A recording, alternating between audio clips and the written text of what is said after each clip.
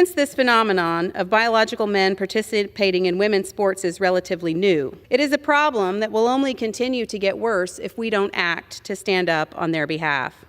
This movement, Mr. Speaker, is making a mockery of their brave dedication and overall progress for women in general.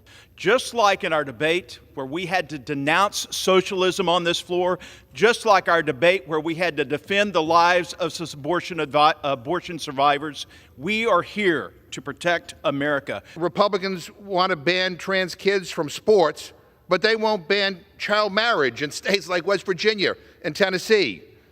The same party systematically taking away women's reproductive rights across the country. The same party that won't lift a finger as our kids are massacred in our schools, that takes NRA blood money instead of addressing an actual problem like gun violence, now wants to use protecting girls as their sick excuse for targeting trans kids. Enough is enough. Stop the fear-mongering. Mr. Speaker, our Rules Committee meeting last night was an embarrassment. Republicans went on and on about locker rooms, the same creepy stereotypes they leaned on when they tried to stop gay marriage. On and on about fairness, but no mention of the unfairness girls' sports teams face when it comes to unequal resources, unequal pay, and unequal treatment. On and on about safety, but no mention of the #1 reason America's schools are unsafe, gun violence. Our kids are being slaughtered, for God's sakes. Does anybody on the other side even care? Republicans claimed trans people don't even exist, which makes me wonder why they've wasted all our time on their creepy obsession with controlling the lives of people they think aren't even real. Republicans now believe Congress should be empowered to pick and choose which kids should be allowed to play on the soccer team. You can't make this stuff up. What's next? A bill about who can play together at recess?